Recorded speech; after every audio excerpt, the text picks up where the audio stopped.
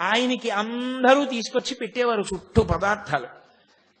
ఇది చాలా ఐశ్వర్యవంతులు తీసుకొచ్చారు అని చెప్పి ఆయన అది తినేవారు కాదు. సంకటి దగ్గర నుండి అందరూ తెచ్చిన వాటిలోంచి కొద్ది కొద్దిగా తీసుకుని నోట్లో వేసుకుంటుండేవారు. మహాపురుషుడు నిజంగా ఒక జ్ఞాని ఎలా బ్రతుకుతారో, ఒక జ్ఞాని జీవితం ఎలా ఉంటుందో, ఆయన మాట్లాడితే ఎలా ఉంటుందో, ఆయన కదిలితే ఎలా ఉంటుందో, ఆయనకి శరీర స్పర్శ ఎంత లేకుండా ఉంటుందో, ఆవిడ వ్రాసిన లేఖలు చదివితే తెల్లబోతారు మీరు. అసలు ప్రపంచానికి తెలియని రహస్యం ఒక్క సూరినాగమ్మ గారి లేఖల వలన బయటికి వచ్చింది. వికసనము అని సృష్టి యందు చాలా స్పష్టమైనటువంటి అవగాహనతో, ఒక వ్యూహంతో ఈశ్వరుడు ఈ సృష్టి కార్యక్రమాన్ని నిర్వహణ చేస్తూ ఉంటాడు. అందుచేత ఈ ప్రపంచంలోకి వచ్చేటటువంటి ప్రతి జీవి కూడా ఏదో ఒక విషయం కోసమే వస్తూ ఉంటారు. ఆయా జీవుల యొక్క పూర్వజన్మలలో చేసినటువంటి పాపపుణ్యాల్ని దృష్టిలో పెట్టుకుని సుఖదుఖములుగా నిర్ణయం చేసి ఈ జన్మలో ఇలా అనుభవించవలసి ఉంటుంది అని ఈశ్వరుడు వాళ్ళని తీసుకొస్తాడు. అందుకే భగవాన్ రమణులు 1కి 10 మాటలు ఒకటే మాట చెప్తూ ఉండేవారు. ఎవరు ఎన్ని చేసినా జరగవలసినది జరుగుతూ ఉంటుంది అంటుండేవారు. కారణం ఏమిటంటే అదే పరమాచార్య స్వామి వారు కూడా తరచుగా అంటూ ఉండేవారు. ఒక వ్యక్తి ఈ దుఃఖాన్ని ఈ జన్మలో ఇలా అనుభవించాలి అని ఈశ్వరుడు నిర్ణయం చేస్తే అది అలాగే జరుగుతుంది. కానీ ఏ వ్యక్తి జీవితానికి పరమార్థం లేకపోవడం అన్నది ఉండదు. కారణం ఏమి అంటే బుద్ధి అని ఒకటి ఇస్తాడు.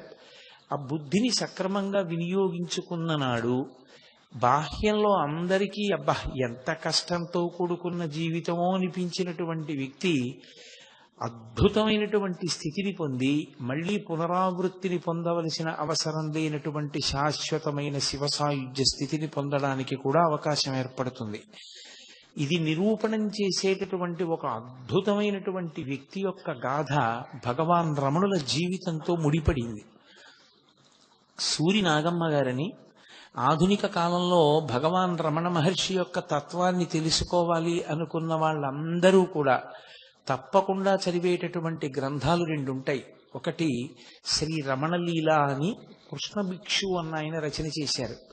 చాలా అద్భుతమైనటువంటి గ్రంథం. అలాగే సూరినాగమ్మ గారి లేఖలు. ఆవిడ పుట్టుకతో నిజంగా అయ్య బాబోయ్ ఇన్ని కష్టాలా ఒక్క మనిషికి అనిపిస్తుంది. అసలు ఈవిడ కష్టాలు అనుభవించడానికే పుట్టిందా అన్నట్టుగా పుట్టారు ఆవిడ మహాతల్లి. మనకి కృష్ణా జిల్లాలో విజయవాడ దగ్గర మంగళగిరికి 30 కిలోమీటర్ల దూరంలో 30 మైళ్ళ దూరంలో ఒక గ్రామం. ఆ గ్రామం ఆ కొలను రాయి అని, ఆ గ్రామానికి పక్కనే కలువ కొలను. ఆ కలువ కొలను అనబడేటటువంటి గ్రామంలో భోగీశ్వరుడు అన్న పేరుతో పరమేశ్వరుడు ఆరాధింపబడుతుండేవాడి శివాలయం. ఆ గ్రామంలో ఒక గొప్ప కుటుంబం, చాలా పెద్ద ఇల్లుట వారిది. అటువంటి ఇంటికి యజమానిగా ఉండి చక్కగా సంతానంతో సంతోషంగా ఉన్నటువంటి వ్యక్తి ఒకరున్నారు. ఆయన పేరు దోర్బల చినవేంకట శాస్త్రి గారు అని. వారికి పెద్ద కొడుకు పేరు వెంకట వ్యాఘ్ర నృసింహ శాస్త్రి. తర్వాత కుమార్తె, ఆమె పేరు కనకదుర్గ. ఆ తర్వాత మళ్ళీ ఇంకొక కొడుకు, ఆయన పేరు శేషాద్రి శాస్త్రి. ఆ తర్వాత ఇంకొక కొడుకు శోభనాద్రి శాస్త్రి. ఆ తర్వాత ఒక కూతురు, ఆమెకి నాగమ్మ అని పేరుంచారు. ఇంతమంది అన్నదమ్ములు, ఇంతమంది అన్నలు, అక్క, వాళ్ళకి చెల్లెలుగా పుట్టారు. ఈ చినవేంకట శాస్త్రి గారి యొక్క కుమార్తెగా పుట్టినటువంటి నాగమ్మ గారి యొక్క దురదృష్టం ఏంటంటే ఆమె 4వ ఏటనే తండ్రి గారు శరీరాన్ని విడిచిపెట్టేశారు.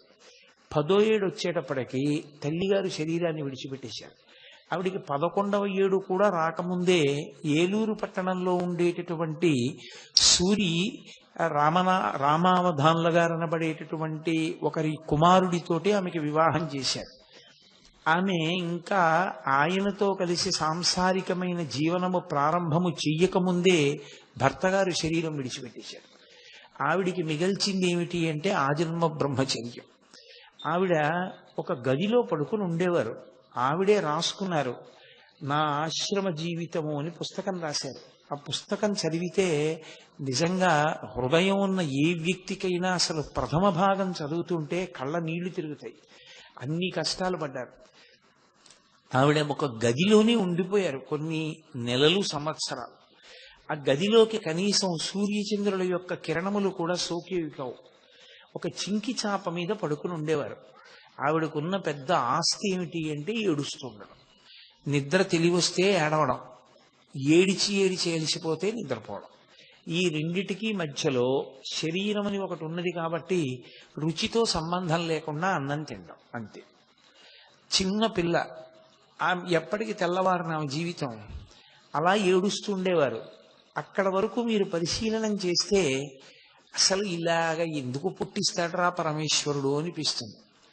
కానీ ఒక్కొక్క ఆధారం లేకుండా పరమేశ్వరుడు చెయ్యడం వెనక కూడా ఏదో ఒక గొప్ప సంకల్పం ఉంటుంది. భాగవతంలో శ్రీ మహావిష్ణువు వామనమూర్తితో మాట్లాడుతూ అంటారు, ఎవ్వని కరుణింప నిశ్చయించితి నేను వాని అఖిల విత్తంబెల్లనపహరింతు సంసార గురుమద స్తబ్దుడై ఎవ్వడు తెగడి లోకమునన్ను ధిక్కరించు వాడెల్లకాలంబు అఖిల యోనుల యందు పుట్టుచు తుట్టతిదకు విత్త వయో రూప విద్యా బలైశ్వర్య కర్మ గర్వముడిగి ఏకవిధమున విమలుడయ్యవ్వడుండు వాడు నా కొరకు రక్షింపవలయువాడు అంటారు. పుట్టి చనిపోయి చిట్ట చివరికి అసలు పుట్టుకతోనే అన్ని అనుబంధాలు తెగిపోతూ పుట్టేటటువంటి వాళ్ళని బాహ్యంలో చూసినప్పుడు వాళ్ళు దురదృష్టవంతులు అనిపిస్తుంది. ఈశ్వరుడు అన్నాడు, కాదు, నా అనుగ్రహాన్ని ప్రసరింప చేయడానికి నేను అలా చేయడం మొదలు పెడతాను అన్నాడు. ఎవ్వని కరుణింప నిశ్చయించితి వాని అఖిల విత్తంబునే అపహరింతు. వాడి ఐశ్వర్యాన్ని, వాడికి నా అన్న వాళ్ళు లేకుండా చేయడం కూడా నేను ఇచ్చేటటువంటి మహద్భాగ్యమే అని గుర్తించెదరుగాక. ఎందుకంటే వాడు తరించడానికి ఏవి అడ్డొస్తాయో, ఏవి వాడు ప్రయత్నపూర్వకంగా లోపల పరిశీలనం చేసుకుని పోగొట్టుకోవలసి ఉంటుందో వాటిని నేనే తీసేస్తాను. కాబట్టి సంసార గురుమద స్తబ్దుడై ఎవ్వడు తెగడి లోకము నన్ను ధిక్కరించు వాడెల్లకాలంబు అఖిలయోనుల యందు పుట్టుచు పిదప వాడలా పుట్టి చచ్చి సంసార చక్రంలో తిరిగి తుట్టతుదన విత్త వయోరూప విద్యా బలైశ్వర్య కర్మ జన్మ గర్వముడిగి ఏకవిధమున విమలుడై ఎవ్వడుండు వాడు నా కొరకు రక్షింపవలయువాడు అంటాడు.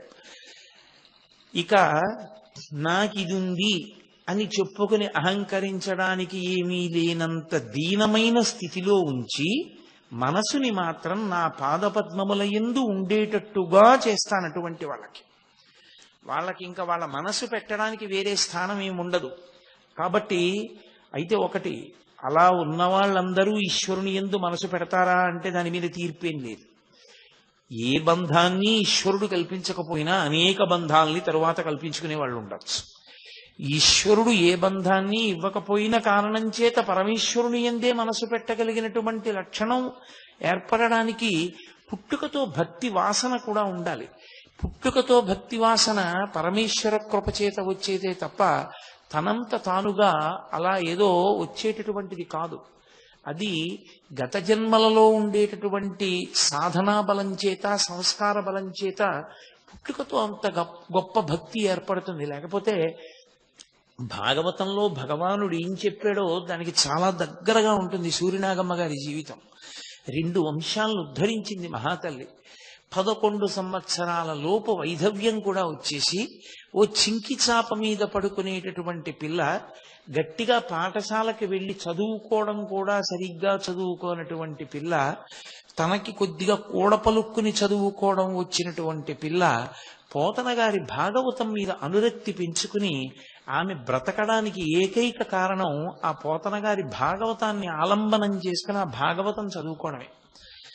భాగవతాన్ని అంత బాగా చదువుకుంది. అసలు యథార్థమునకు కష్టమనేటటువంటిది వైరాగ్యమునందు ఉంచుకోవడానికి ఒక గొప్ప సాధనమవుతుంది. దాన్ని పండించుకోగలిగినటువంటి వాడికి, నిరంతర సుఖాపేక్ష భోగాపేక్ష ఉన్నటువంటి వాడికి అది పెద్ద వైఫల్యంలా కనపడి అలా తన కోరుకున్నది తనకి దొరకకపోవడం ఒక పెద్ద ఏదో ప్రమాదకరమైనటువంటి విషయంగా భావన చేసి ఇంకా కుంగిపోవడానికి పనికొస్తుంది. మనస్తత్వాన్ని బట్టి ఎదుగుదల అన్నది ఉంటుంది. మృత్పిండం నేల మీద పడిపోతే నేలకు అంటుకుంటుంది, బంతి నేల మీద పడితే పైకి లేస్తుంది. ఆ పైకి లేవగలిగినటువంటి శక్తి భగవంతుని యొక్క భక్తి చేత ఏర్పడుతుంది. ఆమె ఊంచుకోవడానికి కారణం పోతన గారి భాగవతం అయింది. ఎవరూ తెచ్చి ఇవ్వలేదు, ఎవరూ తెచ్చి చదువుకోమనలేదు. ఆమె తనంత తానుగా భాగవత గ్రంథాన్ని పరిశీలనం చేస్తూ ఉండేది. భక్తికి సంబంధించినటువంటి పాటలు కానీ, ఎక్కడైనా ఏదైనా భగవంతుని గురించి పద్యం చదువుతున్నారు, కీర్తన చదువుతున్నారు, ఎవరో ఏదో మాట్లాడుతున్నారంటే అత్యంత అనురక్తితో ఉండేది. ఆమె కేవలం భగవద్భక్తిలో మునక వేసి ఏదో ఒక 4 మంచి పనులు చెయ్యాలి అని ఓ నది ఒడ్డుకెళ్ళి స్నానం చేసి దీపం పెట్టిన, ఓ దేవాలయంలో దర్శనం చేసుకోవడానికి వెళ్ళిన, ఆమె బంధువు మంగళగిరిలో ఉండేవారు, ఆవిడ అన్నదానం చేసేవారట. ఆవిడ అన్నదానం చేసేటప్పుడు 500 మందికని వండితే 2000 మంది భోజనానికి వస్తే ఆవిడ ఆ అన్న కూటానికి అంతటికీ కూడా ప్రదక్షిణం చేసి హారతిచ్చి నమస్కరించేది నరసింహస్వామికి. అది 2000 మంది కడుపు నిండా తినడానికి సరిపోయేది. అలా అటువంటి భక్తురాళ్లతో ఆవిడ కలిసి ఉండేటటువంటి ప్రయత్నం చేసిన, సమాజంలో అవతల వారి కష్టాన్ని అర్థం చేసుకుని వారు ఎక్కడ మనసుంచుకుని మనశ్శాంతిని పొందుతున్నారో ఆ స్థానము గర్హనీయమైనది కాదు, అది చాలా గొప్ప విషయం అని తెలుసుకుని ప్రోత్సహించగలిగినటువంటి మనస్తత్వం ఉన్న వ్యక్తులు తక్కువగా ఉంటారు. అందుకని నువ్వు పూర్వసువాసినివి, భర్త లేడు కాబట్టి నువ్వు కేశములతో ఉండడానికి వీల్లేదు, నువ్వు ఆ శిరోజములను తీసేస్తే ఆ తర్వాతే నువ్వు 10 మందిలోకి రావాలని చెప్పి ఆవిడ్ని అందరూ ఎగతాళి చేసేవారు. పైగా చిన్న పిల్ల పాపం, ఆవిడికి ఏ పరిపక్వత ఉంది, అందుకని ఆవిడ వెళ్ళేది కాదు. ఆవిడ ఒక రోజున ఆ ఒక్క గదే ఆమెకు ఆధారం అంతే. ఆ గదిలో కూర్చుని ఒక చింకి చాప మీద కూర్చుని భాగవతం చదువుకుంటోంది ఆవిడ. ఆ భాగవతం చదువుకుంటున్నప్పుడు భాగవతంలో ఆ కపిల మహర్షి, కర్దమ ప్రజాపతి, దేవహూతి, ఆ దేవహూతికి గర్భస్థ పిండం అనుభవించేటటువంటి నరకము, జనన మరణ చక్రమనందుండేటటువంటి దుఃఖం గురించి బోధ చేసినటువంటి తీరు చదువుకుంది ఆవిడ. చదివి ఆవిడ మనసుని హత్తుకుంది. తల్లికి దేవహూతికి కపిలుడు అంత గొప్పగా వేదాంతాన్ని చెప్పాడు. అసలు నా జన్మ నిష్ప్రయోజనంగా ముగిసిపోకుండా, ఎందుకు పుట్టానో ఎందుకు పెరుగుతున్నానో తెలియకుండా ఈ గదిలో పడుకోవడం, అన్నం తినడం, ఏడుస్తుండడం, భాగవతం చదువుకోవడం, ఇంతేనా? నా జీవితానికి ఒక దిశానిర్దేశకత్వం చేసి నాకు ఏర్పడినటువంటి లోపాన్ని దృష్టిలో పెట్టుకోకుండా నా ఆర్తిని గమనించి నన్ను భగవత్ పదం వైపుకి ప్రేమతో నడిపించగలిగినటువంటి ఒక సద్గురువు దేవహూతికి కపిలుడు లభించినట్లు నాకు లభిస్తాడా అని ఆవిడ ఆర్తి పొందింది. ఆర్తి పొంది ఏడుస్తూ భగవంతుణ్ణి ప్రార్థన చేసి నాకటువంటి గురువు లభించేటట్టు చూడమని ఆవిడ ఆ బాధతోటి ఏడిచి ఏడిచి కళ్ళు నిప్పెట్టి పడుకుని చాప మీద నిద్రపోయింది. ఆవిడ నిద్రపోయినప్పుడు నిద్రలో ఒక వ్యక్తి కనపడ్డారు. ఆయన కేవలం ఒక తెల్లటి కౌపీనం పెట్టుకుని ఒక బండరాతి మీద కూర్చుని ఒక కాలు మడిచి ఒక కాలు కిందకి పెట్టి ఓ చేతికర్రను ఒక దాన్ని ఆ బండరాతికి తగల్చి ఉంచి ఒక చేతిని ఇలా రాతి మీద పెట్టి అమృత దృక్కుల వంటి కరుణామయమైనటువంటి చూపులతో ఆవిడ వంక చూస్తున్నారు. ఆయన ఏం మాట్లాడలేదు. ఆవిడ ఇన్నాళ్ళు ఏడవడం, కష్టపడ్డమే తప్ప ఆవిడ జీవితంలో ఆవిడ మనసు చల్లబడేటట్టుగా ప్రవర్తించిన రోజు లేదు. ఆయన్ని కలలో చూసినప్పుడు ఆవిడ అపారమైన ఆనందాన్ని పొందారు. ఎంత సంతోషాన్ని పొందారంటే, నేను కోరుకుంటున్న సద్గురువు ఈయనే అని ఆయన తన దగ్గరికి వచ్చారనేటటువంటి భ్రాంతికి వశురాలయ్యింది. హఠాత్తుగా నిద్రలో లేచి గదంతా వెతికారు, ఎక్కడ లేరు.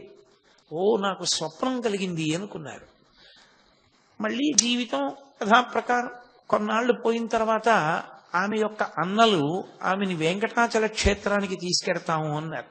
సరే, ఏదో పుణ్యక్షేత్ర దర్శనం చేస్తే కొంత మనసు మారుతుంది, ఈశ్వర దర్శనమునందు నాకు అనురక్తి ఉంది కాబట్టి వస్తాను అన్నారు. కలిసి బయలుదేరారు. తిరుపతి పట్టణానికి వెళ్లే ముందు చెన్నై వెళ్ళారు. తీరా మద్రాసు పట్టణానికి వెళ్ళిన తర్వాత వాళ్ళ దగ్గర బంధువులు ఎవరో మరణించారని ఒక తంతి వచ్చింది. దాంతో వాళ్ళు తిరుపతి వెళ్లకుండా వెనక్కి వచ్చేసారు. ఇది కూడా ఇలా ప్రతిబంధకం వచ్చింది, వెంకటాచల క్షేత్రానికి వెడదామంటే అని ఆవిడ మరింత నిస్పృహకి లోనయ్యి ఇక ఇంట్లో ఉండడం కూడా ఇష్టం లేక, ఏముంది బంధువులందరూ కూడా ఆవిడ్ని చూసేవాళ్ళు, దురదృష్టవంతురాలు అనేవాళ్ళు, ఆవిడ కనపడింది అనేవాళ్ళు, రకరకాల మాటలు అంటుండేవాళ్ళు. ఆవిడ భరించలేక అన్నగారులను అడిగి నేను ఒక్కదాన్నే ఎక్కడైనా పుణ్యక్షేత్రానికి వెళ్ళిపోతానని అడిగారు. అన్నలు ప్రేమ కలిగిన వారే ఆవిడ రాసిన పుస్తకాన్ని బట్టి. వాళ్ళు ఒక్కదానివి వద్దమ్మా, నీకు అటువంటి క్షేత్రవాసం ఒక్కదానివి ఉండడానికి అంత అనువైన పరిస్థితులు కావని, ఆఖరికి ఆవిడ పుట్టిన ఊళ్ళోనే వాళ్ళ నాన్నగారి ఇల్లు చాలా పెద్ద ఇల్లు. ఆ ఇంట్లో ఆవిడ వ్రాసుకున్న దాన్ని బట్టి అయితే పగటి పూట నేను తిరిగేదాన్ని, రాత్రిపూట పావులు తిరుగుతుండేవి. నేను వాటి జోలికి వెళ్ళను, అవి నా జోలికి రావు అని రాశారు. ఆ 2 వాక్యాలు చాలా ఆవిడ పడ్డ కష్టానికి నిదర్శనం. అంత పెద్ద ఇంట్లో ఆ తల్లి ఒక్కరే ఉండేవారు. ఉండి ఆ ఊళ్ళో ఉండేటటువంటి భోగేశ్వర స్వామి వారిని నిరంతరం దర్శనం చేస్తూ భగవత్ సంబంధమైన విషయాలు చదువుకుంటూ కాలక్షేపం చేస్తూ ఉండేవారు.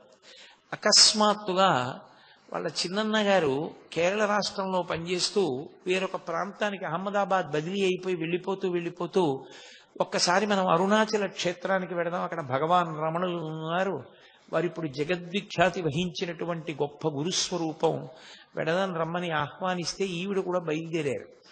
అందరూ కలిసి తిరువణ్ణామలై వెళ్ళారు. తిరువణ్ణామలై వెళ్ళి ఈవిడ రమణ మహర్షి యొక్క దర్శనానికి వెళ్ళాలి, కానీ అప్పుడు కూడా ఈవిడ మనస్సు పూర్తిగా నిలబడలేదు. సరే తిరిగి వెళ్ళిపోయారు. వెళ్ళిపోయిన తర్వాత తిరువణ్ణామలై వెడతాను అని అడిగితే ఎవరు సహకరించలేదు వెళ్ళడానికి. ఒక్కతినే వెళ్ళమన్నారు అన్నగారు.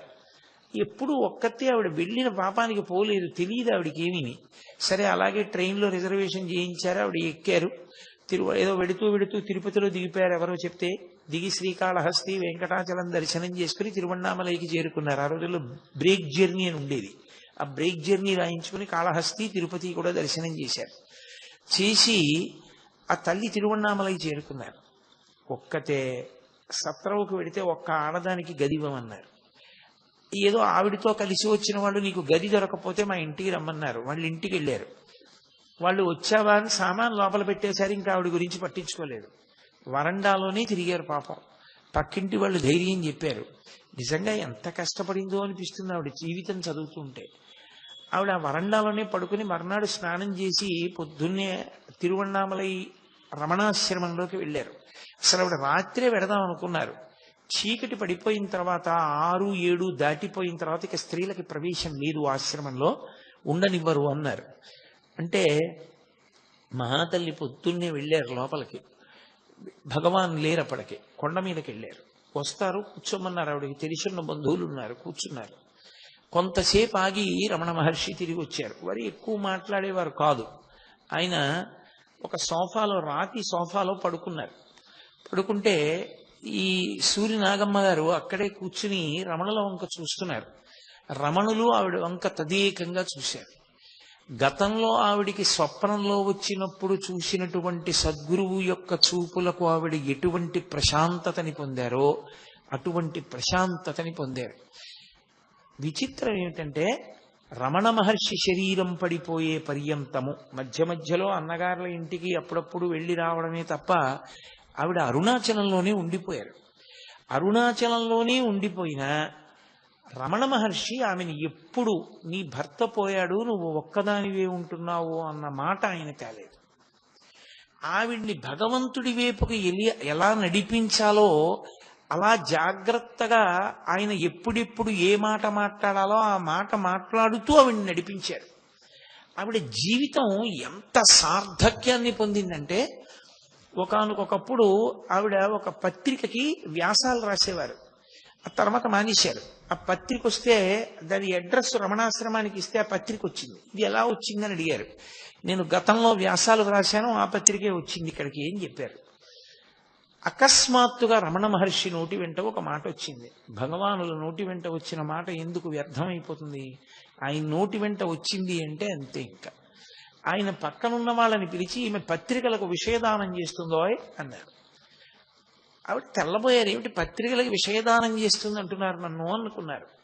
కానీ ఇప్పుడు నేను మొత్తం ఆ చరిత్ర అంతా చెప్పడం కుదిరే విషయం కాదు. తదనంతర కాలంలో సూరి నాగమ్మ గారు ఈ దేశానికి కాదు ప్రపంచానికే ఒక మహోపకారం చేశారు. ఆవిడ రమణ మహర్షి ఆశ్రమంలో కూర్చుని అసలు భగవానులు నోరు విప్పి మాట్లాడేదే బహు తక్కువ. ఆయన మాట్లాడిన ప్రతి మాట వెనక ఏదో సందేశం ఉండేది. ఆయన ఎప్పుడెప్పుడు నోరు విప్పి వచ్చిన వాళ్లతో ఏ మాట మాట్లాడినా ఆవిడ వెంటనే దాన్ని ఉత్తరం వ్రాసి వాళ్ళ అన్నగారికి పంపిస్తుండేవారు.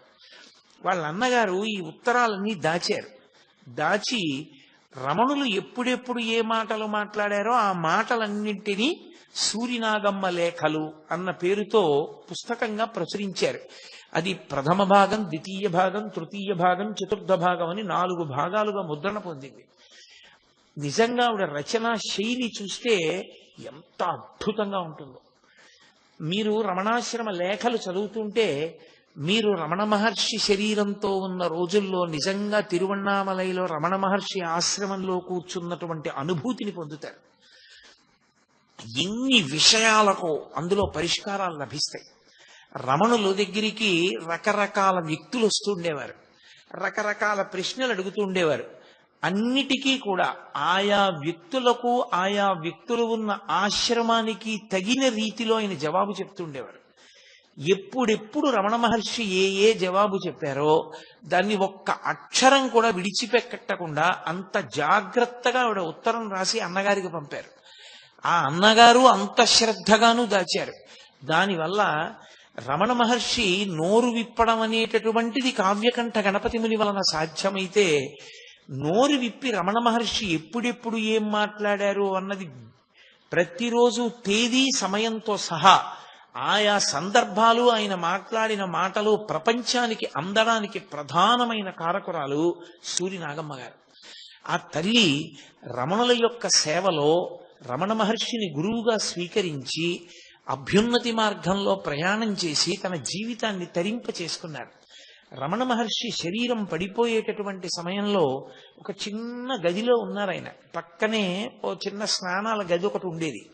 మీరందరూ చూసి ఉంటారు. అరుణాచలం వెళ్ళిన వాళ్ళు ఆ రమణాశ్రమంలో చాలా చిన్న గది, ఆ చిన్న గదిలోనే ఆయన శరీరాన్ని విడిచిపెట్టే పర్యంతము పడుకున్నారు. ఆ గదిలో పడుకుని ఉన్నప్పుడు ఆఖరణ ఆయన ఇంకా శరీరం విడిచిపెట్టేస్తారన్న రోజున కొన్ని వేల మంది వచ్చేశారు ఆయన దర్శనానికి. ఇంతమంది వస్తే దర్శనం కష్టమని వీళ్ళందరినీ కూడా ఒక వరుస క్రమంలో నిలబెడుతున్నారు పోలీసులు. కాబట్టి ఆవిడికి దర్శనం చేసేటటువంటి అవకాశం కూడా లేదు. ఇంకా ఆఖరణ బాగా ఎత్తుగా ఉన్న ప్రదేశం మీదకి ఎక్కి నిలబడి చూస్తున్నారు ఆవిడ గదిలోకి. భగవాన్, నా జీవితంలో ఎన్నో పర్యాయాలు మీ దగ్గర కూర్చుని మీరు చెప్పిన మాటలు విన్నాను. ఎన్నో పర్యాయాలు ఆ మాటలన్నీ వ్రాసుకున్నాను. శాంతి లేని జీవితంలో శాంతిని పొంది భగవంతుని వైపుకి ప్రస్థానం చేశాను. ఇక మీ యొక్క కరుణాపూరితమైనటువంటి చూపులు మా మీద ప్రసరించే అవకాశం లేదా, ఒక్కసారి చూడలేరా అని ఆవిడ అంత దూరంలో నిలబడి సంకల్పం చేశారు. మహానుభావుడు, అంతటా నిండిపోయినటువంటి బ్రహ్మతత్వాన్ని పొందిన వ్యక్తి కనుక తన శరీరాన్ని కూర్చోపెట్టమని సూరి నాగమ్మ గారు ఎటువైపు ఉన్నారో అటువైపుకి తల తిప్పి కళ్ళు విప్పి ఒక్కసారి చూశారు ఆవిడ వంక. ఆశ్చర్యం ఏంటంటే అప్పటి వరకు ఎన్ని మార్లో ఆవిడ మీ శక్తితో మీ అనారోగ్యాన్ని కుదుర్చుకుని బ్రతకండి బ్రతకండి అని కోరిన వ్యక్తి రమణ మహర్షి యొక్క శరీరం పొందుతున్నటువంటి ఖేదాన్ని చూసి, ఆయన ఎంత కష్టపడుతున్నారో ఆ శరీరంతో చూసి, వద్దు భగవన్, మా స్వార్థం కోసం మిమ్మల్ని శరీరంతో ఉండమని అడగలేం. ఆ శరీరం పడుతున్నటువంటి క్లేశాన్ని ఎలా తట్టుకుంటున్నారో అర్థం కావట్లేదు. ఇక వద్దు భగవన్, మీరు నిష్క్రమించండి, శరీరాన్ని విడిచిపెట్టి అంతటా నిండి మీరు ఎప్పుడూ ఉంటారు, ఇక ఆ శరీరాన్ని వదిలిపెట్టేసేయండి అన్నారు. ఆవిడ అలా ప్రార్థన చేసి చెయ్యగానే భగవానుల కనురెప్పలు మూతపడ్డాయి. అంతే, ఆయన శరీరంలోంచి జ్యోతి బయటికి వెళ్ళిపోయి. ఆఖరణ కూడా సూరినాగమ్మ గారి యొక్క ప్రార్థనని మన్నించారు రమణ మహర్షి. అంతటి భక్తి తత్పరత కలిగి ఒక గురువుని ఒక శిష్యుడు ఎంత భక్తితో అనుగమించవలసి ఉంటుందో లోకానికి నిరూపణం చేసినటువంటి సాధ్వీమణి సూరినాగమ్మ గారు. ఎన్నో పుస్తకాలు ఉన్నాయి ప్రపంచ సాహిత్యంలో, కానీ ఆవిడ యొక్క పుస్తకాల్లాంటి పుస్తకాలు మాత్రం ప్రపంచ వాంగ్మయంలో మీకు దొరకవు. ఎందుచేతనంటే ఆవిడ కేవలం తను కూర్చుని వినడం కాదు, ఆవిడికి ఒకానొకప్పుడు ఒక పత్రిక యజమాని ఉత్తరం రాశాడు. అమ్మా, కాళ్ళు ఉండి కుంటి వాళ్ళం, మేము వచ్చి రమణాశ్రమంలో కూర్చోవట్లేదు. కన్నులుండి గుడ్డి వాళ్ళం, భగవాన్ రమణుల దర్శనం చెయ్యట్లేదు. అలాంటి మాకు ఆవిడికి ఏ బంధం లేకపోవడాన్ని ఆవిడ అంత సద్వినియోగం చేసుకున్నారు.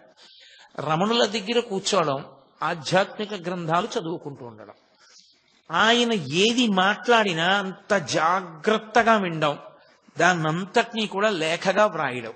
దాని వలన ఏమైందో తెలుసా? నేను నోటితో చెప్తే మీకు అర్థం కాదు.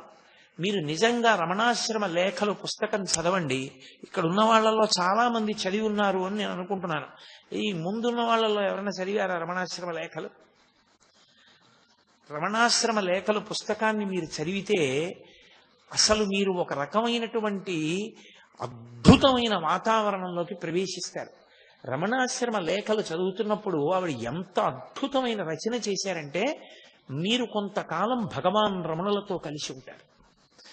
ఆమె ఆయన గోశాలలోకి ప్రవేశించడం, ఆయన ఆ హాల్లోకి ప్రవేశించడం, ఆయన సోఫాలో కూర్చోవడం, ఆయనని వచ్చినటువంటి వాళ్ళు ప్రశ్నలు అడగడం, ఆయన జవాబు చెప్పడం, గంట కొట్టినప్పుడు ఆయన లేవడం, ఆయన కారుణ్యం, ఆయన సమత్వ దృష్టి, ఆయన ఎంత సిద్ధాంతానికి కట్టుబడినటువంటి జీవనమో, ఆయన ఎంత నిస్సంగియో, అసలు శరీరం మీద ఎంత భ్రాంతి లేనటువంటి జీవితాన్ని ఆయన గడిపేవారో.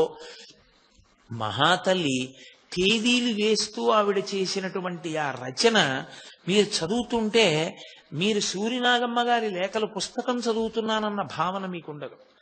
మీరు రమణాశ్రమంలోనే కూర్చున్నారు అనుకుంటారు. మీరు రమణాశ్రమంలోనే కూర్చుని రమణులు మాట్లాడుతుంటే సూరినాగమ్మ గారు కాదు విన్నది, సూరినాగమ్మ గారిలోకి మీరు ప్రవేశిస్తారు. ప్రవేశించి మీరు రమణ మహర్షి కూర్చున్నట్టు, రమణ మహర్షి మాట్లాడుతున్నట్లే మీరు అనుభవిస్తారు. కార్తీక జ్యోతి వెలిగించినప్పుడు ఆ కొండ మీద ఎలా ఉంటుంది అనేటటువంటి సందర్భాన్ని, అప్పుడు రమణులు ఎలా వచ్చేవారు, ఎలా కూర్చుంటారు, ఆయన ఎలా ప్రసాదం స్వీకరిస్తారు, ఈ విషయాలు ఆవిడ చేసేటటువంటి వర్ణన అద్భుతంగా ఉంటుంది. ఆ పుస్తకానికి ఉన్న గొప్పతనం ఏంటంటే, మీరు 5 నిమిషాలే సమయం ఉందనుకోండి ఒక రోజున పుస్తక పఠనానికి వెచ్చించడానికి, ఒక్క లేఖ చదువుకోవచ్చు. ఒక లేఖ చదవడానికి 5 నిమిషాల కన్నా ఎక్కువ సమయం పట్టదు. ఒక్క లేఖ మీరు చదివితే అది మీ హృదయం మీద నాటుకుపోతుంది. అసలు నా ఆశ్రమ జీవితము అన్న సూరినాగమ్మ గారి పుస్తకం చదివితే అద్భుతం. నేనైతే అందరికీ ఏం చెప్తానంటే, సూరినాగమ్మ గారి లేఖలన్న పుస్తకం ఇంట్లో లేకపోయినా, సూరినాగమ్మ గారి లేఖల పుస్తకాన్ని చదవకపోయినా, తెలుగువాడిగా పుట్టి ఆధ్యాత్మిక జీవనంలో అసలు ఏదో తెలుసుకోవాలనేటటువంటి జిజ్ఞాసు ఆ పుస్తకం లేకపోయినా చదవకపోయినా వాడు జీవితంలో మహద్భాగ్యాన్ని కోల్పోయినట్టే. అందున ఇప్పటికైనా చదవనటువంటి వాళ్ళు ఆ పుస్తకాన్ని చదివేటటువంటి ప్రయత్నం చేయకపోతే కారణజన్ముడై కేవలం మన కొరకు మాత్రమే మాట్లాడడం తప్ప తన కొరకు అని ఒక మాట కూడా జీవితంలో మాట్లాడలేదు. ఎప్పుడు ఆయన నోరు విప్పి మాట్లాడినా సందేశమే. జీవితంలో ప్రతి మాట సందేశమే తప్ప ఒక్క మాట పొల్లు మాట లేనటువంటి వ్యక్తి రమణ మహర్షి. ఒక్క మాట పొల్లు మాట ఉండదు. ఆయన నోటి వెంట వచ్చిన ఏ మాట మీరు చదవండి, ఒక మహాజ్ఞాని మాట్లాడుతుంటే ఎలా ఉంటుందో మీకు అర్థం అవుతుంది. ఏదో భక్తుల్ని కూర్చోబెట్టి సందేశాలు ఇవ్వడం కాదు, యథాలాపంగా మాట్లాడతారు ఆయన. యథాలాపంగా ఎవరో ఇద్దరు మాట్లాడుకుంటుంటే మధ్యలో ఆయన జోక్యం చేసుకుని ఒక మాట అంటారు. ఆయన జోక్యం చేసుకుని మధ్యలో చెప్పిన ఒక్క మాట మీరు వింటే నన్ను మీరు నమ్మండి. మీతో నేను ఒక మాట చెప్తాను. ఉదయం మీరు కడుపు నిండా పలహారం చేసేసారనుకోండి, మధ్యాహ్నం 2 వరకు ఆకలి ఎలా వేయదు.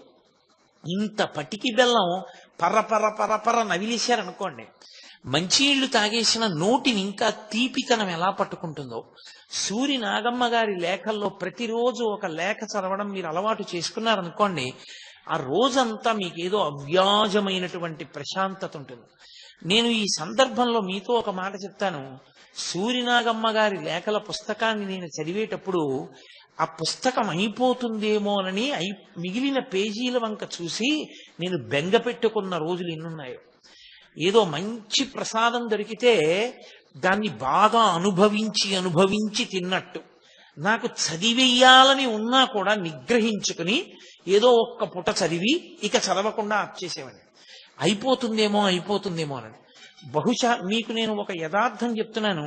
నా జీవితంలో నాకు అత్యంత ప్రీతిపాత్రమైనటువంటి మాటలు చంద్రశేఖరేంద్ర సరస్వతి మహాస్వామి వారివి. కంచికామకోటి పీఠాధిపత్యం వహించిన పరమాచార్య స్వామి వారి మాటలు నాకు శిరోధార్యములు. వారంటే నాకున్నది ఎనలేని భక్తి. నేను శ్రీరామాయణం ఎలా చదువుతానో, ఆ పరమాచార్య స్వామి వారి గురించి ఎలా చదువుతానో అలా బహుశా నా జీవితంలో ఆవిడ లేఖల్లో ఎన్నో లేఖలు నేను కొన్ని సంవత్సరాల క్రితం చదివిన, నిద్రలో కూడా నన్ను నిద్రలో అర్ధరాత్రి లేపి ఫలానా లేఖలో ఆవిడ తరువాత వాక్యం ఏమిటి అంటే చెప్పగలిగినంతగా నా మనసు మీద ముద్ర వేసేసుకున్నాయంటే అది ఎంత గొప్ప పుస్తకమో మీరు ఆలోచించండి. అసలు ఒక గురువు యొక్క వైభవం ఏమిటో మీరు తెలుసుకోవాలన్నా నాబోటిగాడు మాట్లాడడం కాదు, రమణ మహర్షి మాట్లాడినప్పుడు వినాలి. రమణులకి నిజ జీవితంలో బాహ్యంలో ప్రకటనంగా గురువు లేరు. అరుణాచలేశ్వరుడే ఆయనకి గురువు. కానీ ఆయన ఒక గురువు గురించి ఉద్వేగంతో మాట్లాడితే ఎలా ఉంటుందో, అది కూడా అదేదో ఉపన్యాసం కాదు, నాలా ఒక వేదిక మీద కూర్చుని మాట్లాడడం కాదు, ఒక హఠాత్ సంఘటనని ఆవిడ వర్ణిస్తారు ఒక లేఖలో. మీరు చదువుతున్నప్పుడు యథార్థంగా ఎలా ఉంటుందంటే, మీరు చదువుతూ ఉండగా ఏమండి అని ఎంత ముఖ్యమైన వ్యక్తి అవనివ్వండి, ఫోను అని భార్య పట్టుకొచ్చినా సరే విసిరవతల పారైబుద్ధిస్తున్న ఫోన్, అంత అందంగా వర్ణిస్తుంది ఆవిడ. నేను మీకు ఒక ఉదాహరణ చెప్పవలసి వస్తే, ఆవిడ రమణులు ఇలా అన్నారు అని వ్రాయడం కాదు, ఆవిడ ఒక విషయాన్ని వర్ణించారు ఒక లేఖలో. కావాలంటే మీరు ఇంటికి వెళ్ళిన తర్వాత చూడండి. నాకు ఆ లేఖ పేరు గుర్తులేదు, శీర్షికలు, కానీ లేఖల సారాంశం గుర్తుంది. ఒకచో రమణ మహర్షి దగ్గరికి 2 రోజుల క్రితం ఒక వ్యక్తి వచ్చాడు. అతను దూరంగా కూర్చునేవాడు. మెల్లిమెల్లిగా కొద్ది కొద్దిగా జరగడం మొదలుపెట్టాడు దగ్గరికి. ఆఖరికి ఓ రోజు ఆయన సోఫాకి బాగా దగ్గరగా జరిగి చిత్తశుద్ధి పొందడానికి ఎవరి అవసరం ఉంటుంది అని అడిగాడు. చిత్తశుద్ధి పొందాలంటే గురువు యొక్క మాట వినవలసి ఉంటుంది. ఆ గురువు గారి మాటల్ని జీవితంలో ఆలంబనంగా చేసుకుని చిత్తశుద్ధిని పొందవలసి ఉంటుంది అని చెప్పారు. ఆయన ఈ మాట చెప్తే ఆ వచ్చిన వ్యక్తి ఆ కాలంలో ఉన్నటువంటి గురువులు ఒక 4-5 పేర్లు చెప్పి, ఈయనకి ఈ దోషం ఉంది, ఈయనకి ఈ దోషం ఉంది, గురువు ఎలా అవుతాడు, ఆయనకి ఆ దోషం ఉంది, గురువు ఎలా అవుతాడు అని మాట్లాడుతున్నారు. రమణులు వింటున్నారు. ఇంతలో ఆశ్రమవాసులు వచ్చి, వాళ్ళకి తెలుసు రమణ మహర్షిని నిందించినా ఒప్పుకుంటారు కానీ ఆయన పరనింద చేస్తే అంగీకరించారు. రమణ మహర్షి సమక్షంలో అలా నింద చేస్తుంటే ఆయనకి కోపం వస్తుందేమోనని వెంటనే వచ్చినటువంటి ఆశ్రమవాసులు భగవాన్ ఎదురుగుండా అలా ప్రసంగించకూడదు, మీరు వెళ్ళిపోండి ఇక్కడి నుంచి అన్నారు. వెంటనే రమణులు అన్నారు, ఉండండి, ఎందుకు ఆయన్ని పంపించేస్తారు? యథాతథంగా ఆవిడ ఆ మాటలు విని మళ్ళీ దాన్ని యథాతథంగా వ్రాసేశారు అన్నయ్య గారికి లేఖ. ఎందుకు ఆయన్ని పంపిస్తారు? 2 రోజుల నుంచి గమనిస్తున్నాను. దూరంగా కూర్చున్నాడు. నిన్న ఒక ఆవిడ వచ్చి మాట్లాడడం చూశాడు. మెల్లిగా దగ్గరికి జరిగాడు. సోఫా దగ్గరికి వచ్చాడు. మూట విప్పాడు. లోపల ఉన్నవన్నీ బయట పెట్టాలిగా. గురువుని వెతుక్కోవయ్యా నేనంటే, సమర్థుడైన గురువు ఎక్కడున్నాడు లోకంలోని గురువులకి వంకలు పెడుతున్నాడు. మహానుభావుడు దత్తాత్రేయ స్వామి వారికి సముద్రం దగ్గరికి వెడితే తరంగంలో గురువు కనపడ్డాడు, ఒక పక్షిలో గురువు కనపడ్డాడు, వేశ్యలో గురువు కనపడ్డాడు, ఈయనకి మాత్రం లోకంలో గురువు కనపడలేదు అని గడ గడ గడ గడ గడ గడ గురువు యొక్క వైభవాన్నంతటినీ కూడా, ఇలాంటి వ్యక్తులకి గురువుల యొక్క వైభవం ఎక్కడ కనపడుతుంది? ఇవాళ ఇక్కడికి వచ్చాడు, రేపొద్దున్న ఇక్కడి నుంచి ఇంకో చోటు కడతాడు. వెళ్ళి ఆయనకేం తెలుసు, నేను అడిగితే ఏమీ చెప్పలేకపోయాడంటాడు. అక్కడ మాటలు ఇక్కడికి తీసుకొచ్చి చెప్తాడు. ఈయన జీవితంలో ఎలా వృద్ధిలోకి వస్తాడు? గురు వైభవం ఎప్పటికి అర్థం అవుతుంది అని ఆయన సరళంగా ఆ ఉద్వేగంతో మాట్లాడిన మాటలు ఏమున్నాయో అవి రమణులు ఇలా అన్నారు, రమణులు అలా అన్నారు అని కాకుండా రమణుల మాటల్ని యథాతథంగా ఆవిడ వ్రాసేసి చిట్ట చివరికి ఒక నెమలి వచ్చి పెద్ద క్రంకణం చేస్తుంది. చేస్తే తెచ్చిపెట్టుకున్న కోపమే తప్ప నిజమైన కోపం అయితే కదూ. తన సహజ స్థితిలో పరమ సంతోషంగా నెమలి వంక చూస్తే ఆ నెమలి దగ్గరికి వచ్చినప్పుడు దాన్ని తడిమి దానికి జీడిపప్పు పెట్టినటువంటి భగవానుల యొక్క విశేషంతో ఆవిడ లేఖ పూర్తి చేసి అన్నయ్యకి పోస్ట్ చేస్తారు.